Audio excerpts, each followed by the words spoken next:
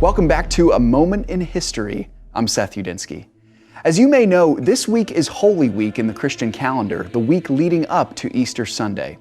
So today and Thursday, we're going to explore the single most important moment in human history, the life, death, and resurrection of Jesus of Nazareth.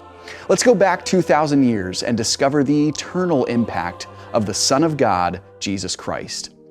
Tradition has it that Jesus was born in the year 0 AD, but historical evidence tells us that he was most likely born sometime between the years 6 BC and 1 BC. Jesus was born into poverty during the census of the Roman Empire, instituted by the Emperor Augustus Caesar at the end of the 1st century BC. He was born in Little Bethlehem, the hometown of his father Joseph, who was a direct descendant of King David.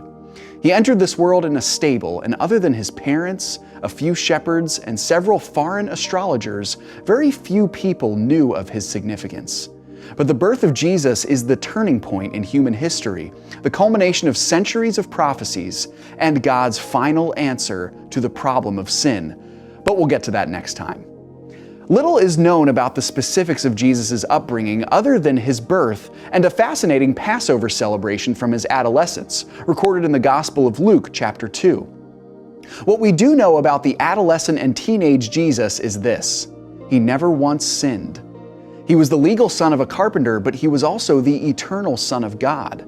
And he came to this earth for one purpose: to rescue and redeem his people.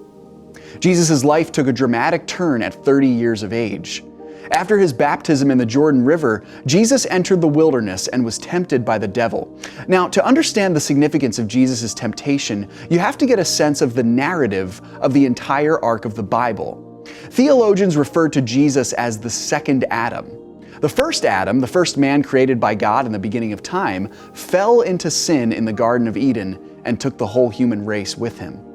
But as the second Adam, Jesus succeeded in every way where Adam failed. He was tempted by the devil but did not succumb to the temptation. And he was the only human in history to live in perfect obedience to God. Well, after Jesus' temptation, he began his public ministry in and around the city of Jerusalem. He chose 12 disciples, young men who would follow him and listen to his teaching, which was customary for a rabbi, the Jewish word for teacher, to do at this time. Over the next 3 years, Jesus would perform miracles, preach about the coming kingdom of God, and teach his disciples and those who would listen the truth about God and his word, often through parables. Jesus caught the attention of the religious elites of his day, and they hated his message. Jesus' words cut to the heart of their self-righteous religiosity, and very soon they began plotting his murder. Finally, just before the Passover celebration, when Jesus was 33 years old, the religious leaders hatched their plan: arrest Jesus and hand him over to the Romans to be crucified.